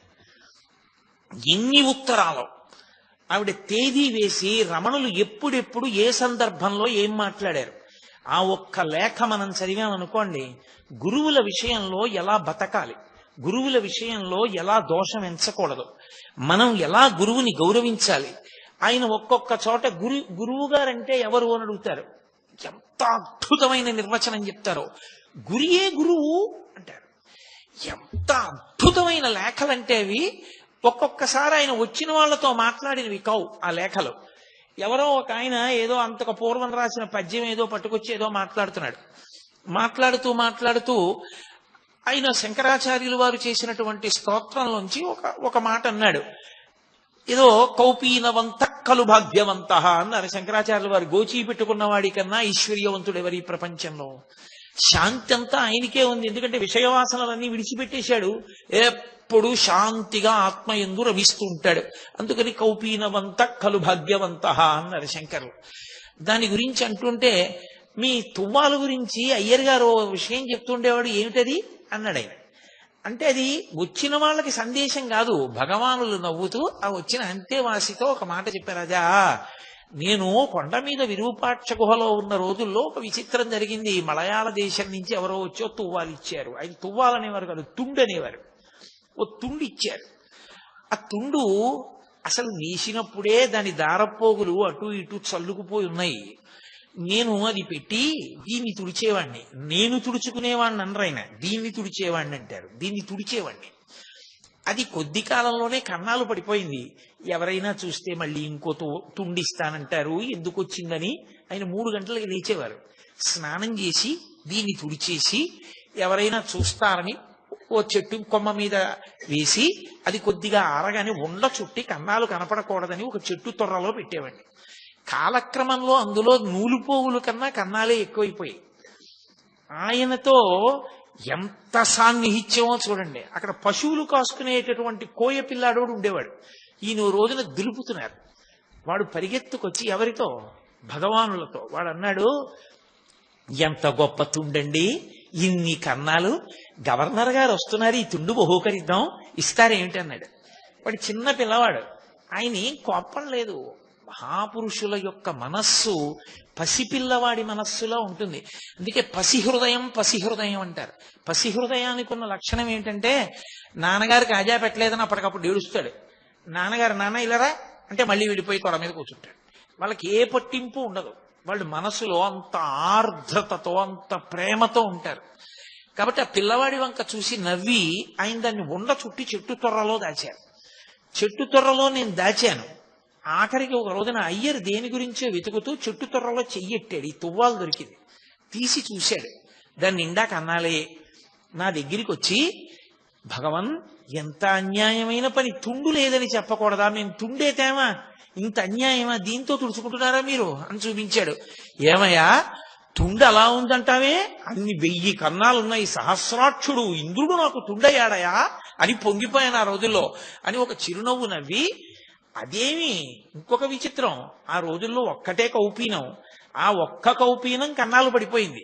ఆ ఒక్కటి కన్నాలు పడిపోతే కన్నాలు పడిపోయిన కౌపీనం పెట్టుకు తిరుగుతున్నారంటారేమో, ఎవరన్నా మళ్ళీ కౌపీనాలు అవి తెస్తారు, ఇందుకు వాళ్ళని ఇబ్బంది పెట్టడం అని గిరి ప్రదక్షిణం చేస్తూ ఒక ముళ్ళ పొదలోకి వెళ్ళి ఒక రక్కసి ముళ్ళు ఒకటి విరిచి ఇంకొక రక్కసి ముళ్ళుతో దానికి కన్నం పెట్టి ఆ గోచి ఊడతీసి అందులోంచి దారాలు తీసి ఆ రక్కసి ముళ్ళుకి ఎక్కించి అందులోని దారంతో ఆ గోచీకున్న కన్నాలు కుట్టుకుని అక్కడక్కడ కొంచెం పొట్లం విచ్చినట్టు విచ్చితే అది ఎవ్వరికీ కనపడకుండా సర్దుకుని గోచీ పెట్టుకుని సంతోషంగా గిరి ప్రదక్షిణం చేస్తుండే కార్యక్రమం జరుగుతుండేది. అంత సంతోషమైన రోజులు అనేవారు. అన్నిటికన్నా విచిత్రం ఏంటంటే, ఆయనకి అందరూ తీసుకొచ్చి పెట్టేవారు చుట్టూ పదార్థాలు. ఇది చాలా ఐశ్వర్యవంతులు తీసుకొచ్చారు అని చెప్పి ఆయన అది తినేవారు కాదు. సంకటి దగ్గర నుండి అందరూ తెచ్చిన వాటిలోంచి కొద్ది కొద్దిగా తీసుకుని నోట్లో వేసుకుంటూ ఉండేవారు. మహాపురుషుడు నిజంగా ఒక జ్ఞాని ఎలా బ్రతుకుతారో, ఒక జ్ఞాని జీవితం ఎలా ఉంటుందో, ఆయన మాట్లాడితే ఎలా ఉంటుందో, ఆయన కదిలితే ఎలా ఉంటుందో, ఆయనకి శరీర స్పర్శ ఎంత లేకుండా ఉంటుందో, ఆవిడ వ్రాసిన లేఖలు చదివితే తెల్లబోతారు మీరు. అసలు ప్రపంచానికి తెలియని రహస్యం ఒక్క సూరినాగమ్మ గారి లేఖల వలన బయటికి వచ్చింది. అందరూ రమణులకు సర్కోమా వచ్చింది అనుకున్నారు. ఎన్ని ఆపరేషన్లు చేసినా సెలేసింది అది. ఆయనే శరీరాన్ని త్యజించారు. ఆయన పట్టించుకోలేదు. ఆయనే కావాలనుకుంటే శరీరాన్ని ఒకప్పుడు కామెర్లు తగ్గించుకున్నారు. ఆయన తగ్గించుకోగలరు. సూరి నాగమ్మ గారు ఎన్నో పర్యాయాలు అడిగారు, భగవన్ ఈ వ్యాధి తగ్గించుకోకూడదా అని. ఏదో అంటున్నారు చూద్దాం అనేవారంతే తప్ప పట్టించుకునేవారు కాదు. అంత నొప్పి, అంత బాధతోటి అసలు ఎన్నడూ బాధగా ఉందని కూడా అనేవారు కాదు. ఆ రాతి సోఫా మీద అలాగే చేయి పెట్టి కూర్చునేవారు. అలాంటి ఆయన ఒకప్పుడు మరుగుదొడ్డికి వెడుతూ పడిపోయారు. పడిపోయినప్పుడు దెబ్బ తగిలి వెన్నుపూసల కింద ఉన్నటువంటి నరం తెగిపోయింది. ఆ నరం తెగిపోయినటువంటి కారణం చేత నిత్తురు కారిపోయి వారి గోచి అంతా తడిసిపోయింది. అసలు దాని పోటు ఇంకా అంతా ఇంతా కాదుట. అసలు సాధారణంగా ఏం చెప్తారంటే, సర్కోమా కాని వస్తే అలా సెలవేసి బద్దలై నిత్తురు కారిపోతుంటే లోపల నీరసం, అంత నిత్తురు పోయి, దానికి తోడు విపరీతమైన పోటు, దానికి తోడు వెన్నుపూసలో నరం తెగిపోయింది, ఆ నడుము అంత పోటు, ఆయన కనీసం చాలా నిప్పిగా ఉంది అని ఎప్పుడూ అనేవారు కాదు. ఏమిటో ఇదేమో నిప్పెడుతుంది, ఇదేమో బాధపడుతుంది. డాక్టర్లను చూపించి వాళ్ళేమో తగ్గిస్తామంటారు, వాళ్ళు రేడియం సూదులు కట్టారు. ఇదేమో తగ్గనంటుంది, వాళ్ళేమో తగ్గిస్తానంటారు. చూస్తున్నాం తమాషా, ఎవరు గెలుస్తారో అనేవారు తప్ప ఇంత నిప్పెడుతోంది, నాకు నిప్పెడుతోంది అన్న మాట ఆయన ఎప్పుడు వాడలేదు. ఆయన నేను ఆత్మ, ఇది ఆత్మచేత ధరింపబడినది. సర్వకాలముల యందు ఆ సత్యమైనటువంటి నేను యందు మాత్రమే విహరిస్తుండేవారు ఆయన. అందుకే తరచుగా చెప్పేవారు, అద్దె కొంపలో ఉన్నవాళ్ళం అంటుండేవారు. అద్దె కొంపలో ఉన్న యజమాని ఎప్పుడు సొంత ఇల్లు కట్టుకుందామా అని చూస్తూ ఉంటాడు. సొంత ఇంట్లోకి వెళ్ళిపోయిన తర్వాత అమ్మయ్యా సొంత ఇంట్లోకి వచ్చేసానని ఎంత చిన్న ఇల్లైనా అందులో అణిగిపోతాడు. అణిగిపోయి సంతోషంతో, అణిగిపోవడం అంటే అందులో అంత సంతోషంతో ఇమిడిపోతాడు. అలా ఇది అద్దె కొంప. ఈ లోపల ఉన్నవాడు బయట కాపలా పెట్టుకుంటాడు ఎవరైనా వస్తారని. ఓ కుక్క బయట తిరుగుతున్నట్టే ఊపిరి తిరుగుతూ ఉంటుంది లోపలికి బయటికి. లోపల ఉన్నవాడు లోపల ఉంటాడు, ఏవీ లోపలికి రావు. బయటికి పోయేటప్పుడు ఈ కుక్కని కూడా పట్టుకుపోతాడు బయటికి. పోయిన తర్వాత లోపల ఉన్నవాడు పోయాడు లేరా అని కొంప ఖాళీగానే ఉందని ఇందులోకి చీమలు పురుగులు కూడా దూరుతాయి కదా. మరి దూరకుండా ఎలా ఉంటాయి?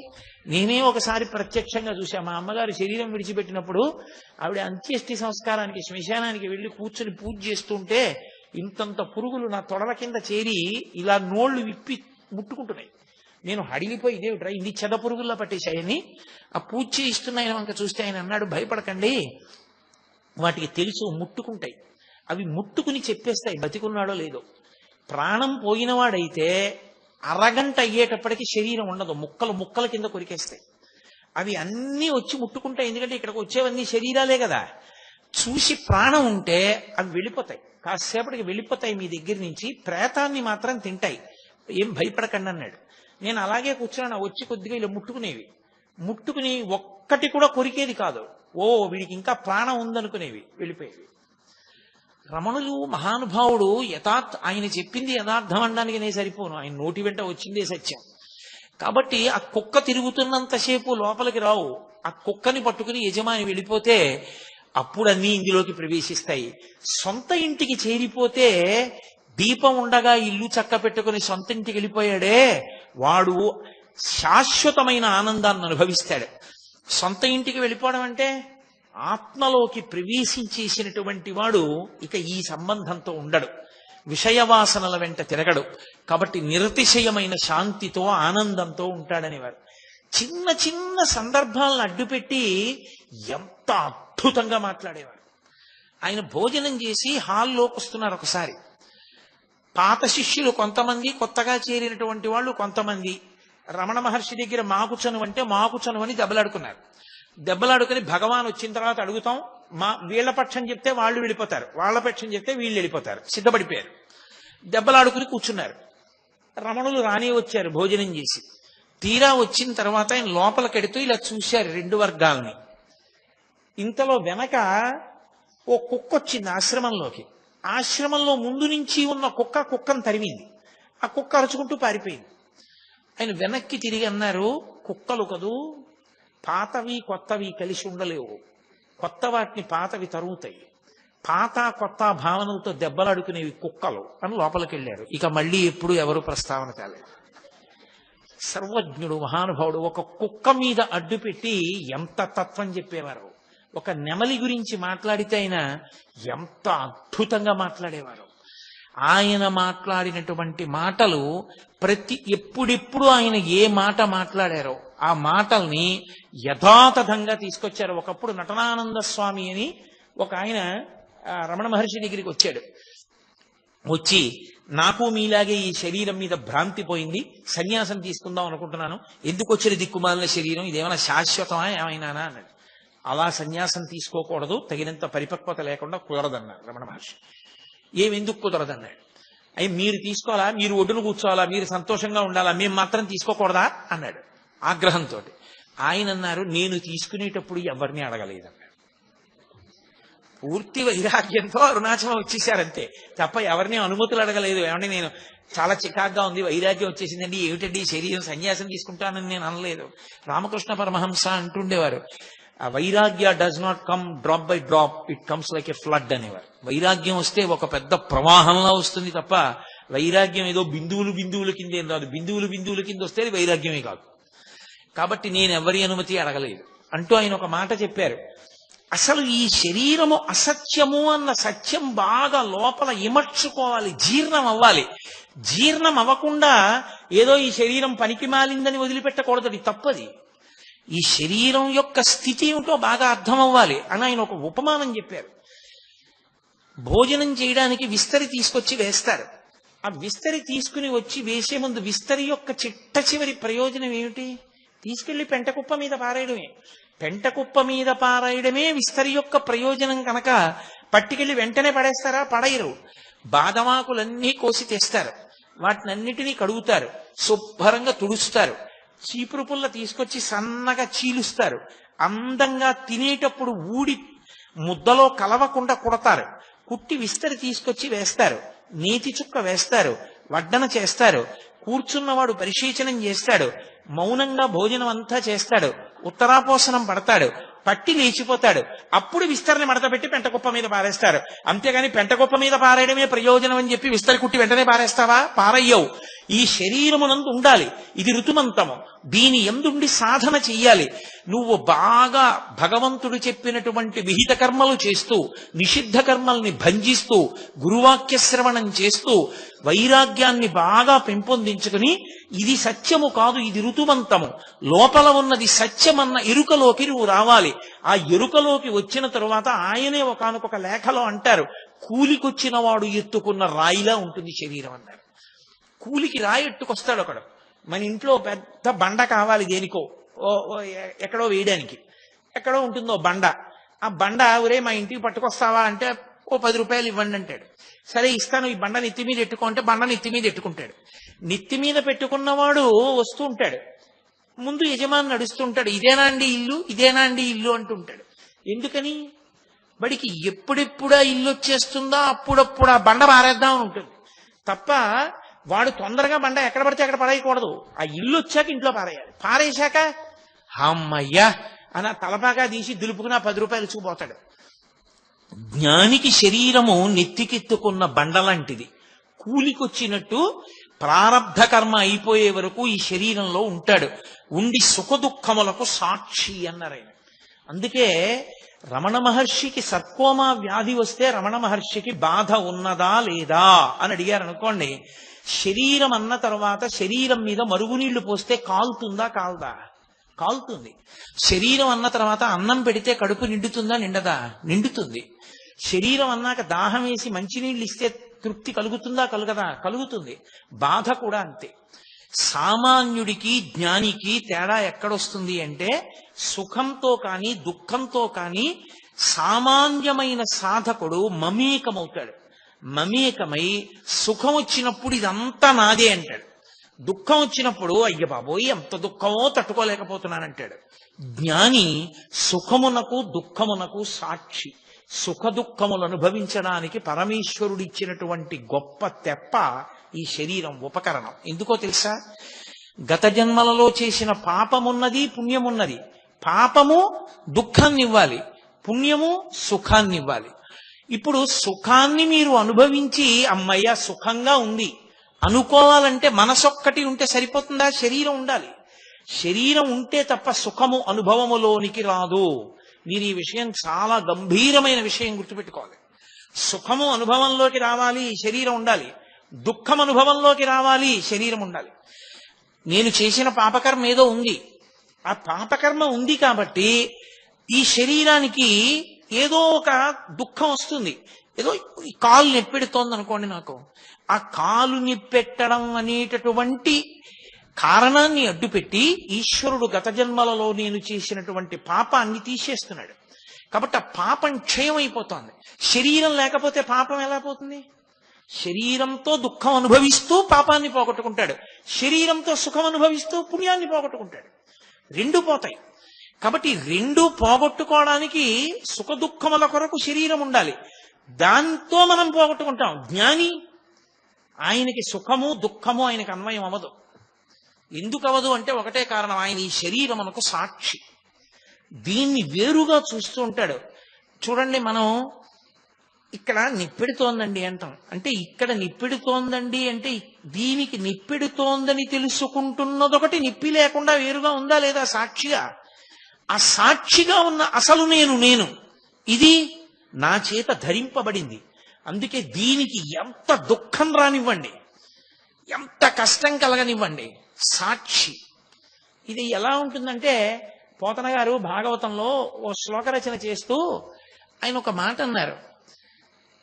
ఆ ఆలుమగలుంటారే వాళ్ళిద్దరూ కూడా జీవితంలో భర్త ఇంటెన్సివ్ కేర్ యూనిట్లోనే ఉన్నాడు అనుకోండి, భార్య అక్కడే కూర్చుంటుంది, చూసి బాధపడుతుంటుంది. అయ్యో పాపం ఆయన ఇంటెన్సివ్ కేర్ యూనిట్లో ఉన్నారు, ఇంత బాధపడుతున్నారు అనుకుంటూ ఉంటుంది. కానీ మగలు తగులు కారే మగువలకును అంటారు. ఆమె ఏమైనా ఆయన బాధని పుచ్చుకోగలదా? పుచ్చుకోలేదు. ఆయన ఇంత బాధపడుతున్నారు అని తను తెలుసుకుంటుంది. అలా ఇది చాలా బాధపడుతోంది, చాలా దుఃఖపడుతోంది అని గమనిస్తూ ఉంటాడు ఆయన. అంతే, తాను ఆత్మగా సాక్షిగా ఉంటాడు తప్ప మమేకము కాడు.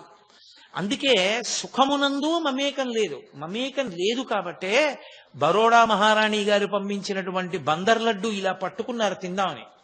తినబోతున్నారు. ఆయన కొండ మీద ఉండగా సంకటి తెచ్చేటటువంటి ఒక అవ్వ సంకటి పట్టుకుని వచ్చి తచ్చాడుతోంది. ఇప్పుడు ఇంత మహారాణులు పంపించిన లడ్లున్నాయి, నేను పట్టుకొచ్చిన సంకటి తింటారాయన అని. ఆయన చూసి అవ్వా చాలా కాలమైంది, రా రా రా రా అన్నారు. అయ్యా మీకు సంకటి తెచ్చేదాన్నని తింటారని సంకటి తెచ్చానంది. ఆయన వెంటనే, ఆయనకి నిజానికి ఇష్టాయిష్టములు లేవు, చేత్తో పట్టుకున్న లడ్డు పక్కన పెట్టి, నాకు ఆ సంకటి చాలా ఇష్టం, ఈ లడ్డు మీరు పుచ్చుకోండి, నేను ఆ సంకటి తాగుతానని సంకటి తాగారు. దేనికి? ఆయన కొరకు కాదు, ఆ వచ్చినటువంటి అవ్వ కొరకు. ప్రతి విషయంలోనూ సాక్షిత్వమే తప్ప అసలు సంగం ఉండదు. ఆ స్థితికి చేరిపోయిన వాళ్ళకి సంచితం దగ్ధమైపోతుంది. అందుకే అందరూ ఈ శరీరాన్ని విడిచిపెట్టే ముందు లోపల విపరీతమైన బాధ పొందుతారు. అయ్యి బాబోయ్ పడిపోతోంది, శరీరం పడిపోతోంది, నేను చచ్చిపోతున్నాను. జ్ఞాని ఒక్కడే ఈ శరీరం పడిపోతుంటే అమ్మయ్యా అంతటా నిండి నిబిడీకృతమైపోయినటువంటి ఆత్మగా తప్ప ఒక చిన్న శరీరంలో ఉండవలసిన అవసరం ఇక నాకు లేదు అని ఆనంద భాష్పాలు కారుస్తూ శరీరాన్ని విడిచిపెడతాడు. అందుకే రమణులు ఆఖరణ శరీర పతనం అయ్యేటటువంటి సమయంలో ఆనంద భాష్పాలు కన్నుల వెంట కార్చి లోపల నుండి జ్యోతి పైకి లేచింది.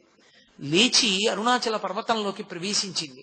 ఒక జ్ఞానిగా భగవానులు ఎప్పుడెప్పుడు ఏ ఏ మాటలు మాట్లాడారో ఆ మాటలన్నీ తేదీ వేసి, అది దానికి ముందు అసలు ఏం జరిగిందో, ఏ కారణం చేత ఆయన అలా మాట్లాడారో ఎంత అద్భుతంగా మాట్లాడతారో నిజంగా. ఆయన భోజనశాలకు వెళ్ళారు. ఆయన భోజనశాలకి వెళ్ళడం అంటే ఆయన ఏదో పీఠాధిపతి, ఆయన ఆశ్రమాధిపతి, అందుకని ఆయనకి వేరుగా భోజనం పెట్టడం అలా ఉండదు. ఆయన కూర్చుంటారు అందరితో పాటే దర్బార్ హాల్లో. గంట వినపడుతుంది, అందరూ భోజనానికి వెళ్ళాలి, ఆయన భోజనానికి వెడతాడు. ఆయన ఇలా కూర్చున్నారు భోజనానికి. ఎదురుగుండా పాపం ఆయనకి కీళ్ల నొప్పులు వచ్చాయి. కీళ్ల నొప్పులు వచ్చాక ఇలా కూర్చోవడం మానేసి కాళ్ళు చాపుకుని పక్కకి తిరిగి అన్నం తినేవారు. ఎదురుగుండా విదేశాల నుంచి వచ్చిన వనిత ఒక ఆమె కూర్చుంది. ఆమె కూడా కాళ్ళు జాపింది. కాళ్ళు జాపితే అవి రమణ మహర్షి వైపు వచ్చాయి. ఆ ఎదురుగుండా వడ్డన చేస్తున్న వ్యక్తి అన్నాడు, కాళ్ళు మడుచుకో, అలా కూర్చోకూడదు అన్నాడు. వెంటనే రమణ మహర్షి ముందు కాళ్ళు మడుచుకున్నారు. మడుచుకుంటే ఆయన అన్నాడు, నేను మిమ్మల్ని అనలేదు, ఆవిడ్ని మడుచుకోమన్నాను, మీరెందుకు మడుచుకున్నారు, కాళ్ళు నిప్పెడతాయి కదా అన్నాడు. ఆయన అన్నారు, ఆవిడ వేసుకున్న దుస్తులు అటువంటివి, పాశ్చాత్య దుస్తులు, ఆవిడ అలా మఠం వేసుకుని కూర్చోడానికి యోగ్యంగా లేవు, అందుకని కాలు చాపు కూర్చుంది.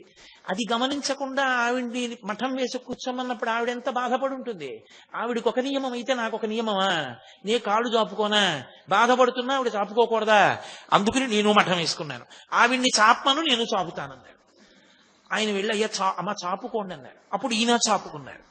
అంతటి సాక్షిత్వం. ఆయన్ని ఒకప్పుడు అడిగారు, మంచి పెద్ద బాగా ఖరీదైన మందుల చిట్టి పట్టుకొచ్చి, ఈ మందులన్నీ వేసుకుంటే తగ్గిపోయినప్పుడు పడిపోతుంది, అందుకని దానికి ఖర్చు పెట్టకండి అనేవారు ఆయన. అంతటి సాక్షిత్వం మహానుభావుడు. అసలు ఒక జ్ఞాని ఎలా ఉంటాడో, ఆయన ఏ ఏ సందర్భాల్లో ఎప్పుడెప్పుడు ఎలా మాట్లాడారో మీరు చూస్తే, అవి ఆ లేఖలు చదువుతుంటే, ఒక్కొక్క తేదీన ఆవిడ వ్రాసిన లేఖ చదువుతుంటే ఆశ్చర్యపోతారు. ఇంత గొప్ప గ్రంథం రచించినటువంటి సూర్యనాగమ్మ గారు చిట్ట చివర భగవాన్ రమణుల యొక్క అమృత దృష్టికి అర్హురాలై, ఆయన శరీర పతనం అయిపోయిన తర్వాత ఆయన సమాధి నిర్మాణం చేస్తే రాత్రి 10 గంటలకి ఒక్కరే ఉండలేక భగవానుల సమాధి దగ్గరికి వచ్చి ఏడ్చి ఏడ్చి ఆ ధూళి తీసుకుని తల మీద వేసుకుని వెళ్ళిపోతుంటే, ఏదైనా అఘాయిత్యం చేస్తుందేమోనని వెనక కుంజుస్వామి, ముందు అన్నగారు చీకట్లో నడిచారు. ఆవిడ రమణులు చెప్పినటువంటి సిద్ధాంతాన్ని బాగా ఊంచుకుని ఆవిడ కాశీపట్టణం వెళ్ళారు. తర్వాత కాశీపట్టణం వెడితే ఆవిడ ఎప్పుడిప్పుడు రమణ మహర్షిని తలుచుకున్నా అప్పుడప్పుడు రమణులు ఆవిడని అనుగ్రహించేవారు. కాశీ వెళ్ళి ఆవిడ అభిషేకం చేసుకుని విశ్వనాథుడి దగ్గర నుంచి వస్తున్నారు. అకస్మాత్తుగా అక్కడ కాపలా ఉన్న వ్యక్తి లేచన్నాడు, అమ్మా చాలా వెండి సామానుంది గర్భాలయంలో, ఇప్పుడే నేను ఒక చిన్న పని మీద వెళ్ళవలసి వస్తోందమ్మా, అకస్మాత్తుగా మీరు ఇక్కడ కూర్చుంటారా అన్నాడు.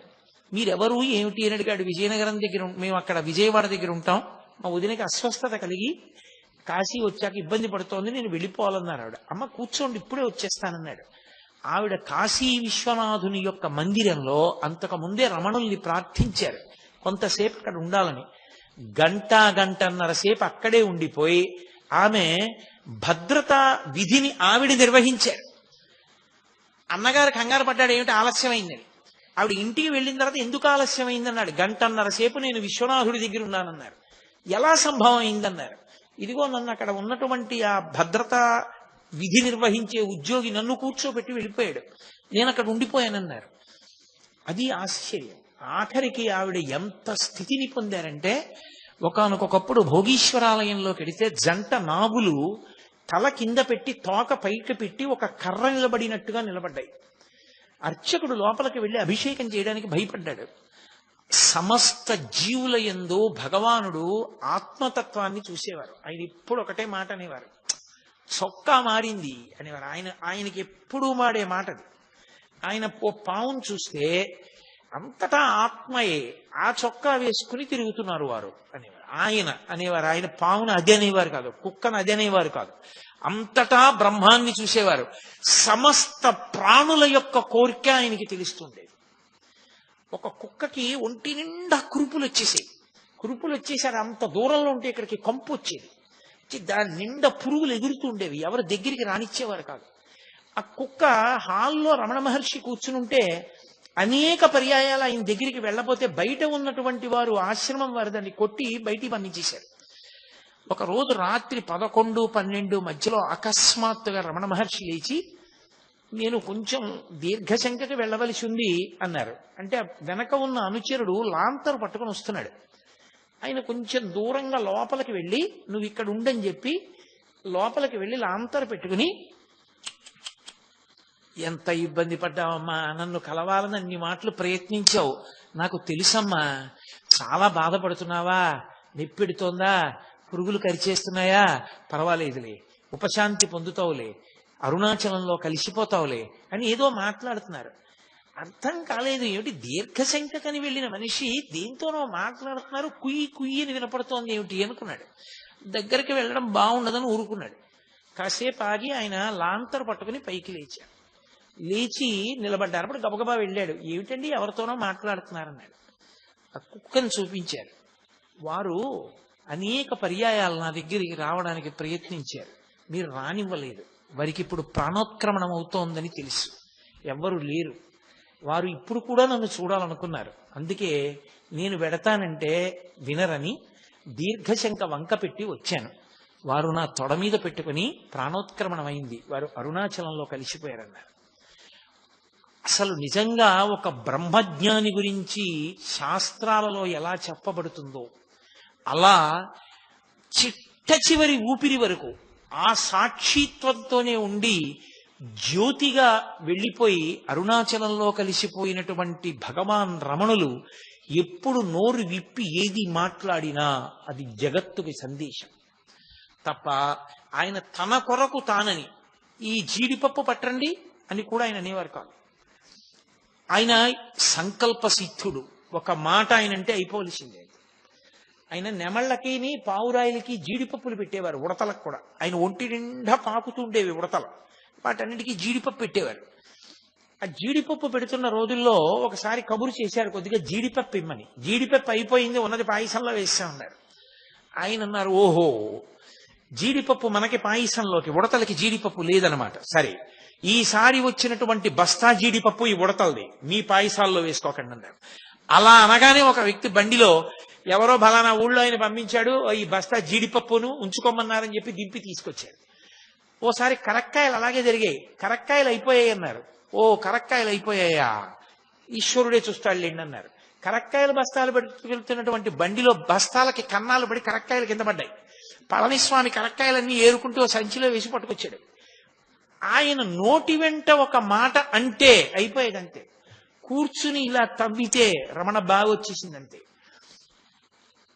పరబ్రహ్మమై నిలబడ్డారు ఒక గురువుగా. ఆయన నోటి వెంట వచ్చినటువంటి మాటలు వినకపోతే అసలు మనుష్య జీవితానికి సార్థకత లేదు. ఒక మనిషి జీవితానికి సార్థక్యం ఎప్పుడు అంటే గురువాక్య శ్రవణము చేతనే. మహాజ్ఞాని అయినటువంటి భగవాన్ రమణుల నోటి వెంట వచ్చిన మాటలు అతి సాధారణమైనటువంటి తెలుగు భాషలో చదువుకోవడానికి అవకాశం ఇచ్చి రచన చేసి తన జీవితాన్ని పండించుకుని కొన్ని కోట్ల మంది జీవితాల్ని పండించిన భాగ్యశాలి సూరి నాగమ్మ గారు. ఆ తల్లి కాపరం చేసిందే లేదు, ఆజన్మ బ్రహ్మచర్యం. 11వ ఏటనే భర్త చనిపోయాడు. అయినా సరే ఆవిడ రమణ మహర్షిని అనుగమించి తన జీవితాన్ని ధన్యం చేసుకుని అటు సూర్యవంశం వారిని తరింపచేశారు, ఇటు తన పుట్టింటి వారైనటువంటి దోర్బల వారిని తరింపచేశారు. ఆధునిక యుగంలో స్త్రీలు రచన చేసినటువంటి వాంగ్మయంలో అద్భుతమైనటువంటి భక్తి వాంగ్మయం మీకు కనపడేది యోగసారం దగ్గర నుంచి ప్రతి విషయాన్ని రచన చేసిన మహాతల్లి తరిగొండ వెంగమాంబ గారు. మళ్ళీ భగవాన్ రమణ నోటి వెంట వచ్చిన ప్రతి విషయాన్ని అన్నయ్య గారికి ఉత్తరాలు రాసి రమణాశ్రమ లేఖలు అన్న పుస్తకాల రూపంలో లోకానికంతటికీ అందించినటువంటి మహాతల్లి సూరి నాగమ్మ గారు. అంత గొప్ప తల్లి కాబట్టి ఇవాళ నేను కేవలం సూరినాగమ్మ గారు రమణ మహర్షి ఆశ్రమ జీవితము, ఆమె ప్రత్యేకించి ఆమె లేఖల ద్వారా ఈ జాతికి చేసినటువంటి మహోత్కృష్టమైనటువంటి సేవ, ఈ విషయానికి మాత్రమే కట్టుబడి మాట్లాడాలి అని నేను అనుకున్నాను. వాటి ప్రయోజనాన్ని గుర్తించి తదనంతర కాలంలో ఆ పుస్తకాలు ఇంగ్లీష్లో కూడా ట్రాన్స్లేట్ అయ్యాయి. ఇప్పుడు ఆ పుస్తకాలు ప్రపంచవ్యాప్తంగా కొన్ని కోట్ల మంది చదువుతున్నారు. అంత గొప్ప పుస్తకం. మీరు ఎదర రమణాశ్రమానికి యాత్ర చెయ్యబోతున్నారు కనుక వచ్చేటప్పుడు ప్రతి వాళ్ళు తప్పకుండా 2 పుస్తకాలు తెచ్చుకునే ప్రయత్నం చేయండి. ఆ 2 పుస్తకాలు చదవకపోతే అసలు మీకు జీవితంలో ఏదో ఒక గొప్ప విషయాన్ని తెలుసుకోవడంలో మీరు వైక్లభ్యం పొందినట్టు. కృష్ణ భిక్షు గారు రచించినటువంటి శ్రీ రమణ లీల, సూరి నాగమ్మ గారు రచన చేసినటువంటి రమణాశ్రమ లేఖలు, ఈ 2 పుస్తకాలు తెచ్చుకొని మీ ఇంట్లో ఉంచుకొని మీరు చదవండి. నన్ను నమ్మండి, ఆ 2 పుస్తకాలు చదివిన తర్వాత మీకు తెలియకుండా మీరే ఎంత ప్రశాంతత పొందుతారో మీకు తెలుస్తుంది. మీ జీవితంలో ఎన్ని విషయాల్లో మీకు ఒడిదుడుకులు పోతాయో, ఎంత ప్రశాంతంగా మీరు ఉండగలిగినటువంటి స్థితిని పొందుతారో, ఎన్ని విషయాలు మీకు అనుభవంలోకి వస్తాయో. మీకు తిరువణ్ణామలైతో ఒక గొప్ప ముడి ఏర్పడి, స్మరణాత్ అరుణాచలే అంటే ఏదో బలవంతంగా స్మరించడం కాదు, అరుణాచలం ఎప్పుడు స్మరణలోకి వచ్చేటట్టు చెయ్యగలిగిన గ్రంథాలు ఆ గ్రంథాలు. అంత అద్భుతమైనటువంటి గ్రంథాలు. ఆ 2 పుస్తకాలు తెచ్చుకోండి. కాబట్టి నా ఉపన్యాసాన్ని నేను ఇవాళ ఇక్కడితో ముగించేస్తున్నాను. కారణం ఏమి అంటే, ఇవాళ పద్మశ్రీ శోభానాయుడు గారు సభలోనికి వచ్చారు. ఆ తల్లి రావడం బహు ముదావహం. ఆ జ్ఞాని యొక్క జీవితంలో ఆశ్చర్యకరమైన సందర్భాలు కొన్ని ఉంటాయి. అన్నిటికన్నా మనకు అసలు అర్థం కాని విషయాలు కొన్ని ఉంటాయి. మీకు రమణాశ్రమ లేఖల్లోనే కనపడుతుంది. కింద తిరువణ్ణామలైలోంచి ఇంట్లో పెద్దవాళ్ళని అడిగి బిస్కెట్లును చాక్లెట్లు కొనుక్కుని పిల్లలు కొండెక్కేవారు. కొండెక్కి విరూపాక్ష గుహలో ఉన్న రమణ మహర్షిని పిలిచేవారు. ఆయన వెళ్ళి వాళ్ళందరి మధ్యలో కూర్చునేవారు. కూర్చుంటే వాళ్ళందరూ ఆయనకి బిస్కెట్లు బిళ్ళలు పెట్టేవారు. మహామహులు పిలిస్తే వెళ్ళి తిననటువంటి మహర్షి వాళ్ళందరితో కూర్చుని వాళ్ళు ఇచ్చిన బిస్కెట్ ముక్కలు తినేవారు, వాళ్ళు ఇచ్చిన బిళ్ళలు తినేవారు. తిని వాళ్ళతో కలిసి ఆడుకుంటుండేవారు. వాళ్ళ వాళ్ళ మాటలు వాళ్ళ వినోదం చమత్కారంగా ఉంటుంది. ఓసారి ఓ పెద్ద ఆయన వచ్చి విరూపాక్ష గుహకి ఆయన మట్టి అలదుకుంటున్నారు. గుహ గోడకి మట్టి ఒత్తుతుంటే ఆయన వచ్చి ఇక్కడ స్వామి ఎవరని అడిగాడు. నాకు తెలియదు, అటేటో పోయాడు అన్నాడు. ఆయనే రమణులు. కిందకి వెళ్ళిపోయాడు. 3 రోజులు వచ్చాడు.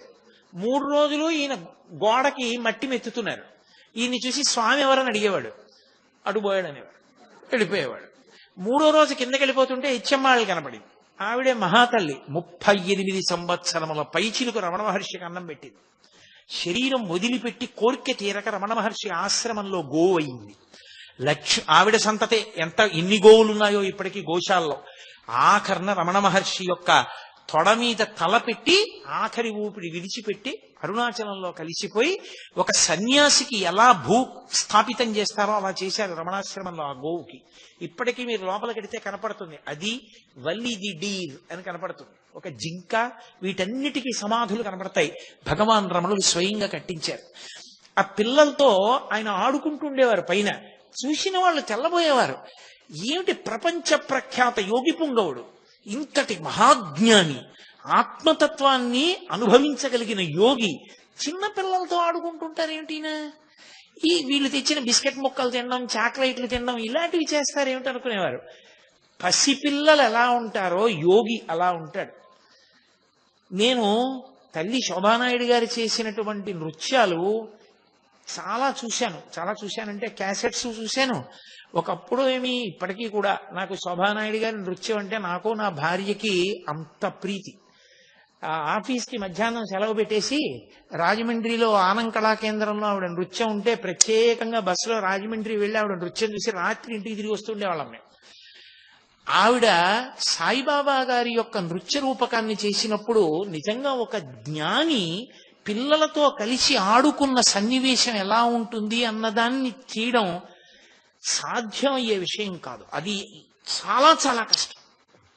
ఇదే వేదిక మీద ఆ తల్లి సాయిబాబా గారిలా పెద్ద గౌన్ వేసుకుని ఆ భుజాలు ఇలా ఇలా కదుపుతూ ఆ నడక విచిత్రంగా నడుస్తూ పిల్లలతో కూర్చుని ఇలా గోళీలు ఆడుకుంటున్నట్టు, ఏదో కర్రా బిళ్ళ ఇలా ఆడుకుంటున్నట్టు ఆ పక్షులు అవి ఆడుతుంటే వాటితో కలిపి ఆడుకుంటున్నట్టు ఆ పిల్లలతో కలిసి ఆడుకుంటున్న సన్నివేశాన్ని ఆవిడ చేసినటువంటి నర్తన ఇప్పటికీ నాకు ఏ యోగి పుంగవుడి జీవితం చదువుతున్నా నాకు మనసులో మెదులుతుంటుంది. ఏ పాత్ర చేసినా సరే, శ్రీనివాస కళ్యాణం చేస్తే స్వామి నేనుండ వైకుంఠమందు అని ఆ వెంకటేశ్వర స్వామి వారితో మొరాయించి శ్రీ మహావిష్ణువుతోటి అలకొచ్చి వెళ్ళిపోతానని చెప్పినప్పుడు ఎటువైపు వచ్చి శ్రీ మహావిష్ణువు అడ్డుపడ్డా సరే ఆ అలకతో వెళ్ళిపోయేటటువంటి సన్నివేశం, ఆ భర్తతో కలిసి ఆవిడ పాచికలు ఆడేటప్పుడు ఆ వేదిక మీద పందెం ఏం పడిందో, ఆ పందెానికి ఏ గొళ్ళు నప్పారో, ఎవరు ఓడిపోయారో, ఎవరు గెలిచారో మనకేం తెలుస్తుంది. కానీ నిజంగా ఆవిడ ఆ పాచికలు వేసి బాగా పడింది పందెం అని ఇలా పొంగిపోవడం, ఏదో ఓడిపోయినప్పుడు ఇలా అయిపోవడం, ఆ లాస్యం, ఆ భావ ప్రకటనం పరదేవతానుగ్రహం ఉన్న వాళ్ళకి తప్ప సాధ్యం కాదు. శంకర భగవత్పాదులు సౌందర్య లహరిలో భైరవ భైరవి తాండవం గురించి మాట్లాడుతూ చెప్తారు. అంత అద్భుతమైన ఆంగికం, అటువంటి నాట్యం, అటువంటి లాస్య ప్రకటనం రెండు చెయ్యగలగడం అంటే అదొక అద్భుతమైన రీతి. నిజంగా అయ్య బాబోయ్, ఆ ఏనుగులు తరువుకొచ్చినటువంటి సన్నివేశంలో పద్మావతి పాత్రగా నటించిన చెట్ట చివర ఆ పసుపు కొమ్ములు దంపుతారు. ఆ పసుపు కొమ్ములు దంపినప్పుడు ఆ ఆడవాళ్ళందరూ కలిసి పాడుతున్నప్పుడు ఆ పాటలో ఆ కళ్యాణ వైభోగం, ఆ గరుత్మంతుడేదో నిజంగా గరుత్మంతుడి మీదే ఎక్కి లక్ష్మీనారాయణులు వెళ్ళిపోతుంటే ఎలా ఉంటుందో అలా ఆ గరుత్మంతుడు నడవడం, వాళ్ళు కూడా నడవడం, ఆ సన్నివేశాలు హృద్యంగా చెయ్యగలిగినటువంటి కళాకారిణి.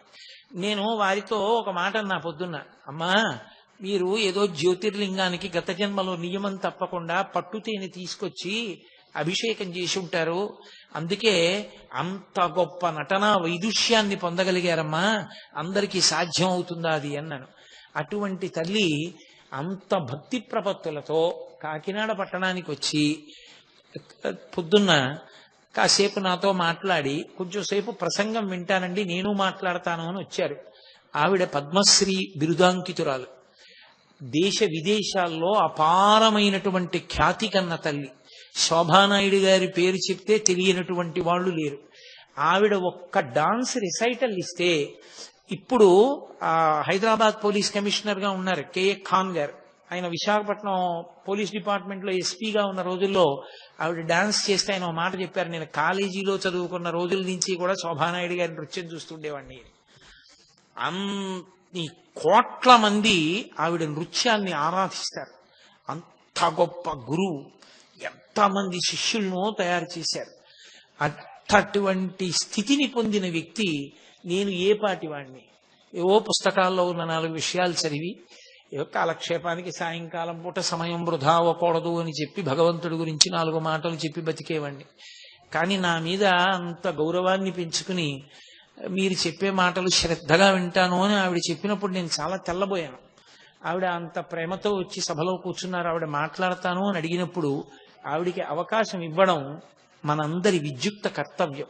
అంత గొప్ప కళాకారిణి. నేను ఎప్పుడో పేపర్లో అనాలిసిస్ చదువుతూ ఒకటి చదివా, సచిన్ టెండూల్కర్ లో క్రికెటర్ ని చూస్తారు అందరూ, సచిన్ టెండూల్కర్ లో ఉండేటటువంటి వ్యక్తిత్వాన్ని చూడరు.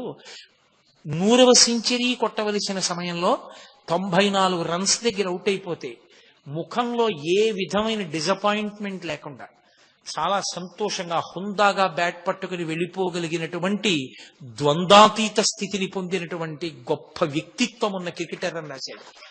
అలా అంత తారాస్థాయిలో కీర్తి గణించినటువంటి వ్యక్తి ఒక సామాన్యుడు చెప్పేటటువంటి ఉపన్యాసాలకి అంత శ్రద్ధ చూపించి ఆవిడ అంత భక్తి గౌరవాలతో వచ్చి కూర్చున్నందుకు ఆవిడికి నాకు హృదయపూర్వకమైనటువంటి కృతజ్ఞతాభివందనములను ఆవిష్కరిస్తూ ఇవాల్టి